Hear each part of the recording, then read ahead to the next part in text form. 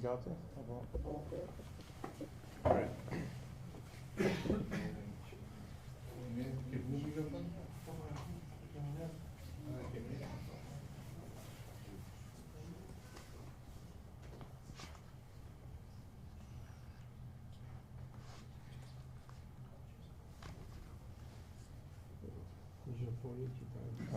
Të dy do flasë. I pare, që t'kemi ato dhonë Ja. Besoj që dëgjohet.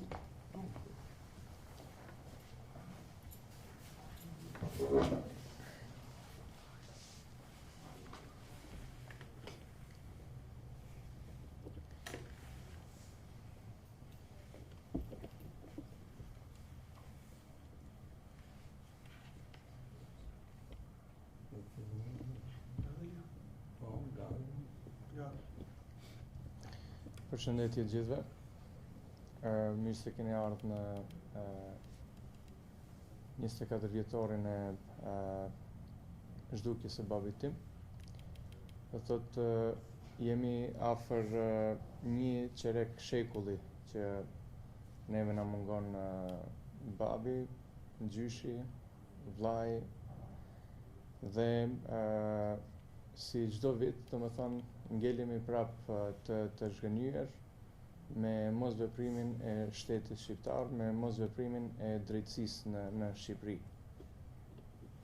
24 vite vetëm premtime, 24 vite vetëm sorallatje, 24 vite vetëm zhgënjim. Dhe qeverit ndrohen, pushtetarët ndrohen dhe ne jemi akoma me dhimbjen ton,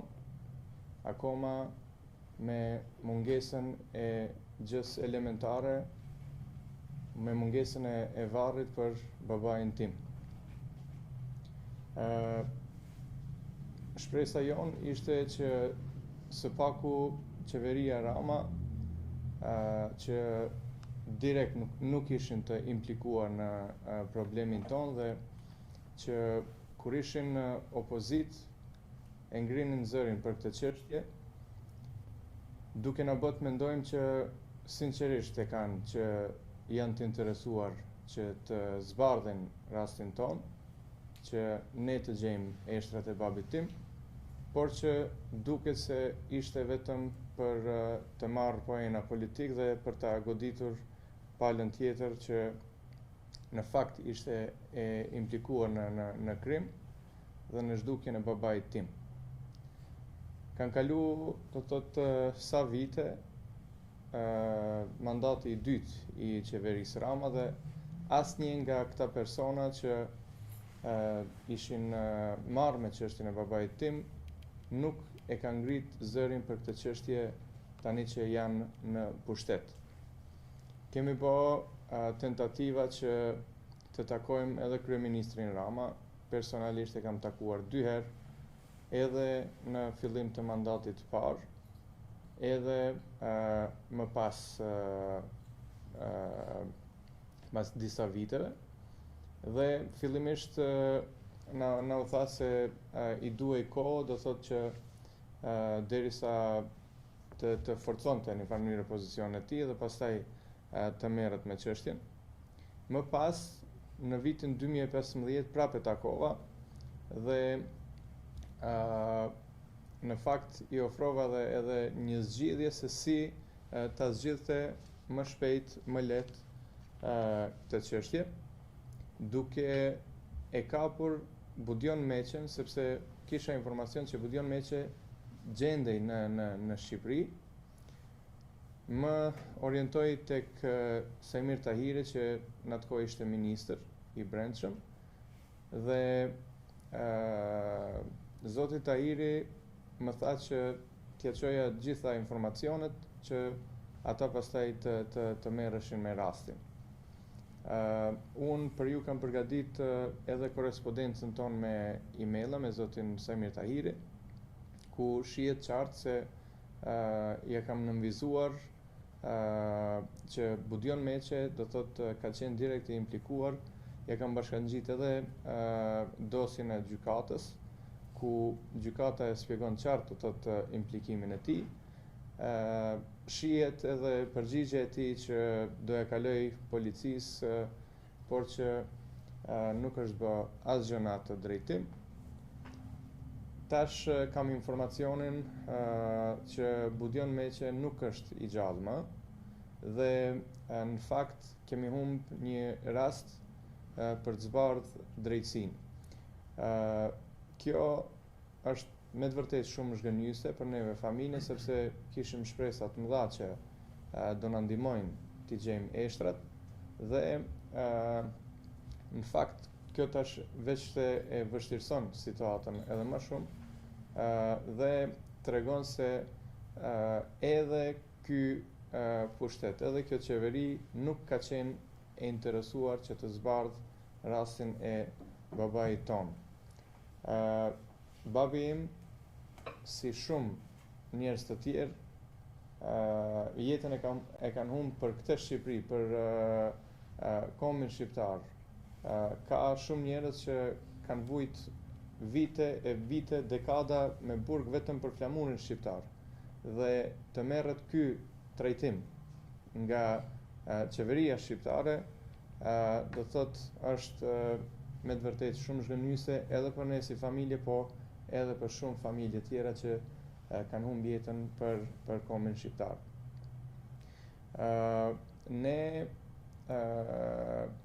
për të rrit presionin kemi filluar të bëjmë edhe dokumentar për figurën e babait tim. Do bëhen 2 dokumentar, një i cili do të jetë narrativ dhe tjetri pastaj do të jetë edhe dokumentar artistik. Për këtë e kaloj fjalën zotit Limani. Përshëndetje, mirë se keni ardhur. E para thonë njerëz ndjej kënaqësi, po unë në këtë rast nuk mund të shpreh që ndjej kënaqësi, po ndjej dëshpërim edhe dhimbje të thellë. I zhgënjyer natyrisht nga forma e veprimit institucional të shtetit shqiptar, i cili nuk gjen forcë, moral, guxim dhe kurajo për të zbardhur një rast këtuaj 24 vjet më parë. Kjo odisejat, duke marrë parasysh që nga rrëmbimi edhe deri tek Zhdukja dhe loja pastaj me gjykatat, kinse në emër të drejtësisë, mendoj që i te kalon edhe të saqet e procesit të Dreyfusit, i kalon edhe të saqet e motivacioneve njerëzore, dhe kalon çdo limit që ka të bëjë me aftësinë e shtetit dhe me veprimin e drejtësisë në formë institucionale, që e fyen e turpron drejtësinë dhe shtetin shqiptar para institucioneve botërore, që e ka shumë vështirë ta ngrej kokën me dinjitet. Shtetet janë forma institucionale të cilët veprojnë në univers sipas vlerave civilizuese, duke respektuar liritë dhe të drejtat njerëzore, dhe në këtë rast shteti shqiptar, jo që kanë rënë në provim, po e ka shumë vështirë për të dhënë provimin para ndërgjegjes dhe vlerave civilizuese. Unë e kam njohur Remzi Hoxhën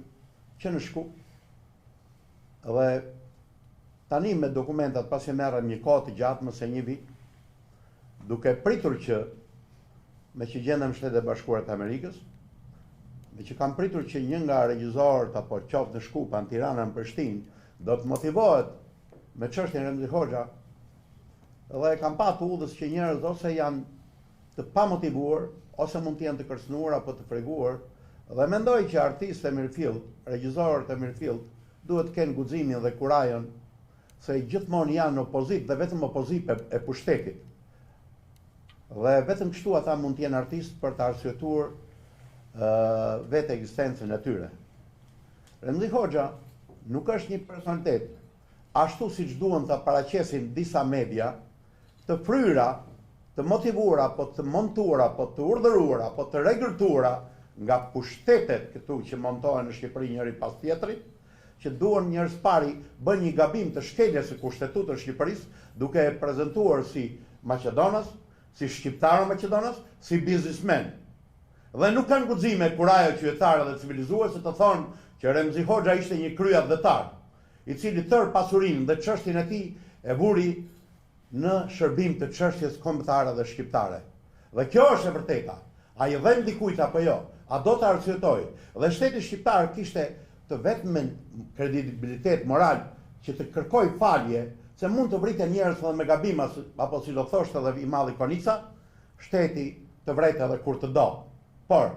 të paktën ka një detyrim moral, siç e shihni edhe sot. Njerëz janë lodhur, këtu janë vetëm familjar, është zonja, janë fëmijët e tij, janë miqtë e tij të ngushtë. Janë edhe media të cilët kanë guxim edhe që ende kanë moral dhe dinjitet njerëzor për të shpënë të vërtetën atje ku duhet, në harkun e triumfit.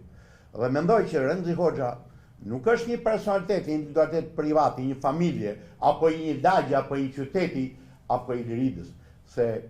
edhe kushtetuta e vetë e Shqipërisë i merr në mbrojtje qytetarët jashtë Shqipërisë londineze. Dhe këtë e kanë detyrë edhe institucionet e shtetit shqiptar, pa marrë parasysh a janë të majt apo të djathtë, ato janë institucionet e shtetit shqiptar dhe duhet të vijen në shërbim për të zbardhur këtë dramë apo këtë tragjedi të komplikuar apo të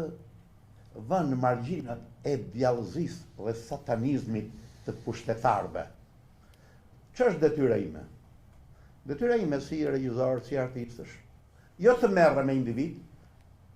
se individët qoftë përzier të implikuar në krim janë njerëz të lindshëm dhe të vdekshëm,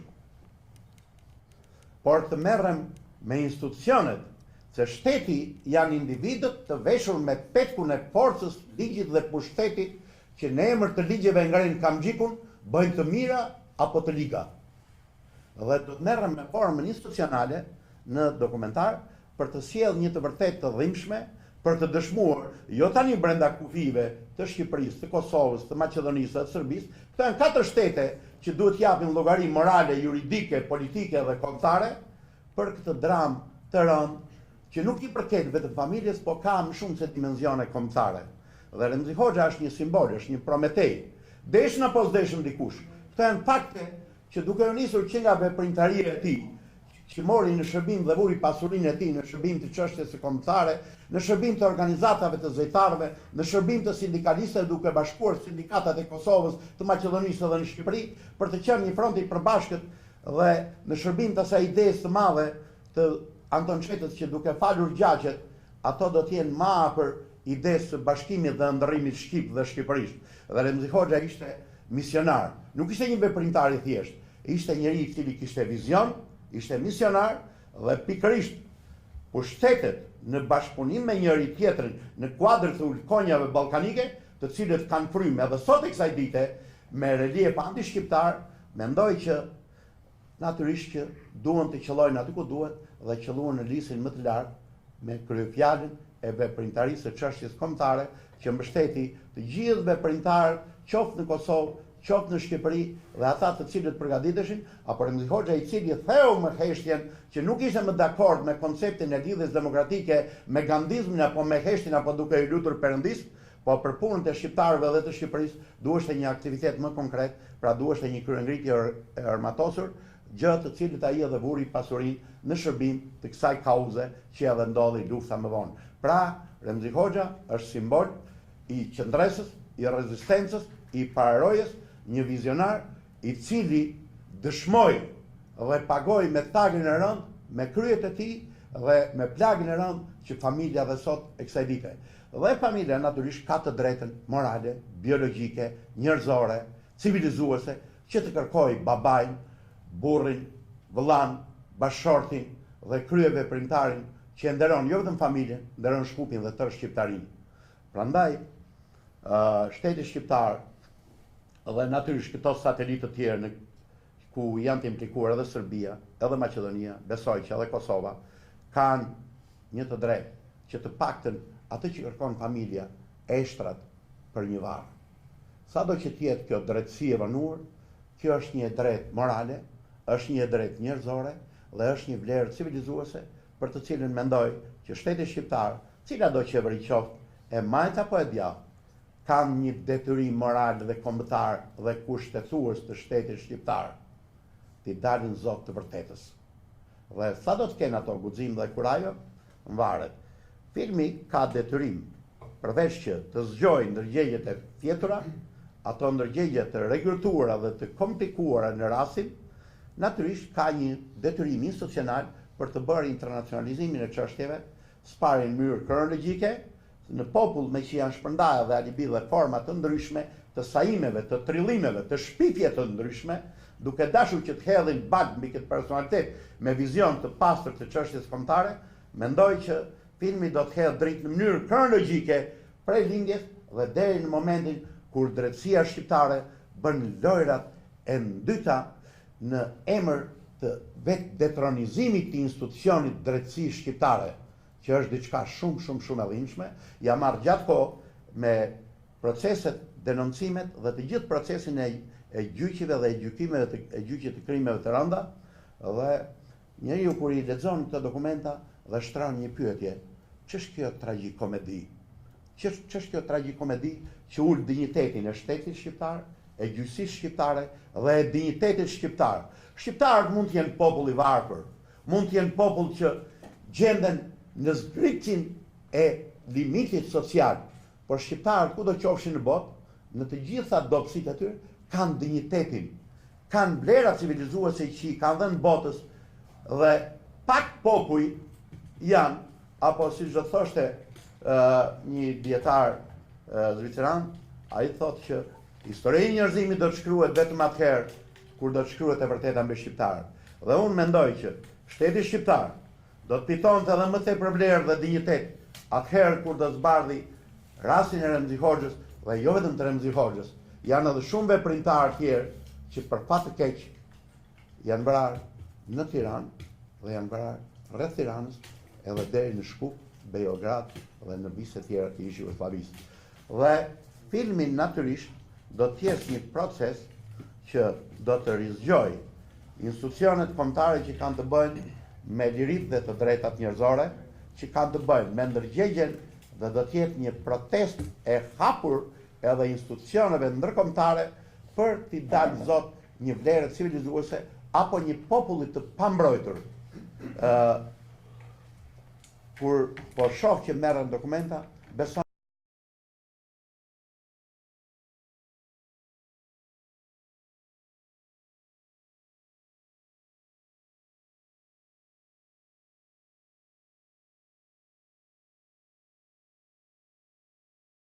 sociale të njerëzve për të zbukuruar jetën, gjërsa tek ne shqiptar, shteti dhe policia veçmas në kufijtë atje të ish Jugosllavisë së Kreut, ne kemi kuptuar si xhelat, si ligësi, si vrasje, si zezon dhe diçka si fatizi. Dhe shteti sa më shumë që ka ngritur kamxhikun dhe shqiptarët e mirë të pambrojtur kanë pësuar, kanë paguar me kokë, dhe të gjithë udhëheqësat deri tani, të cilët janë paraqitur edhe si mashtrues ordiner për përfitime personale, ju kërkuan shqiptarëve të dalin rrugë, të dalin demonstrata, të ofrojnë para, shitën ka ende shqiptarë që kanë shitur, kanë ende borxhe në për kredinë për banka, për çështjen kombëtare, dhe ka edhe të tillë që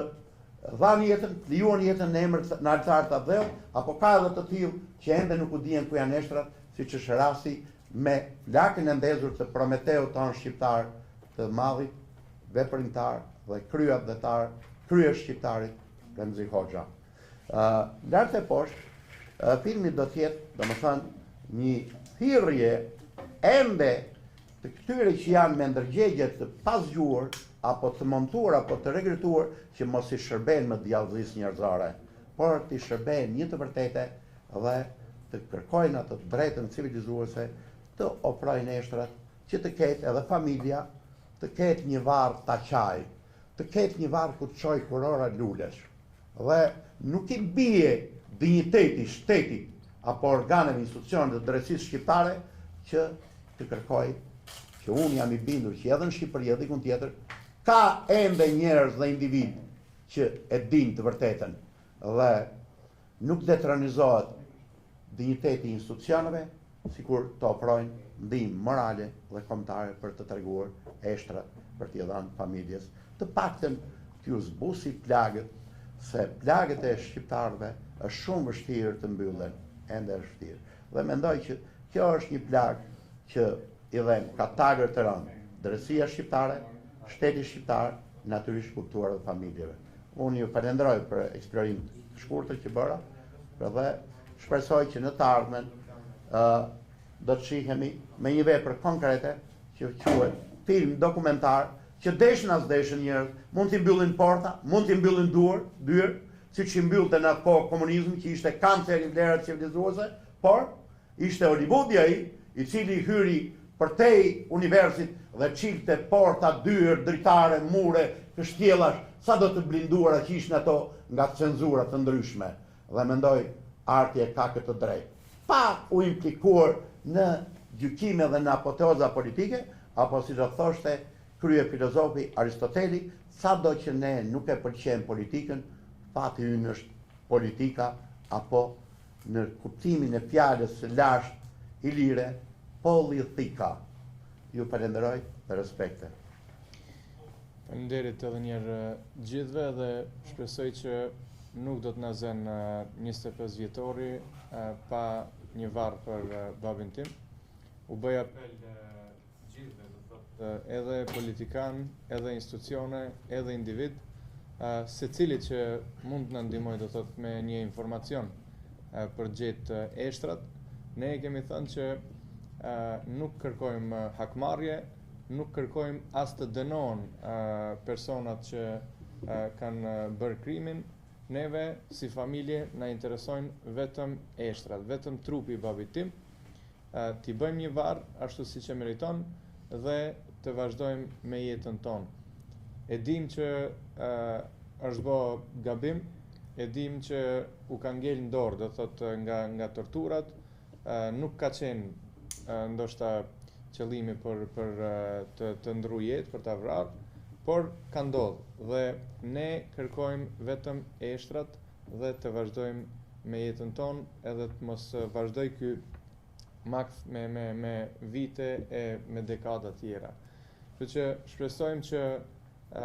edhe Edi Rama tash, edhe qeveria e tij të mos futen në listën e pushtetarëve, kryeministrave që nuk kanë bë asgjë në këtë drejtim.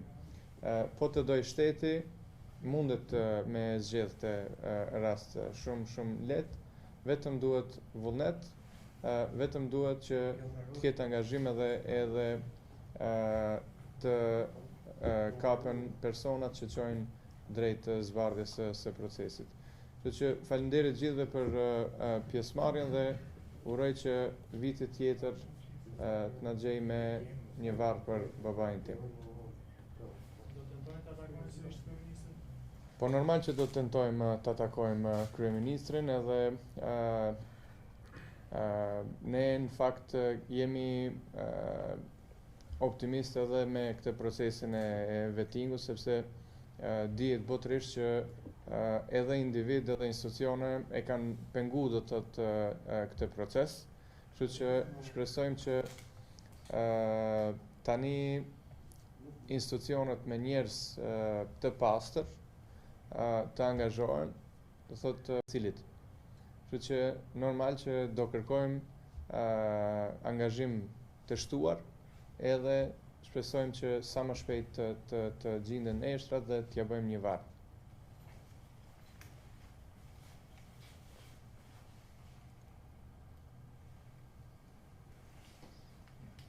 Faleminderit shumë.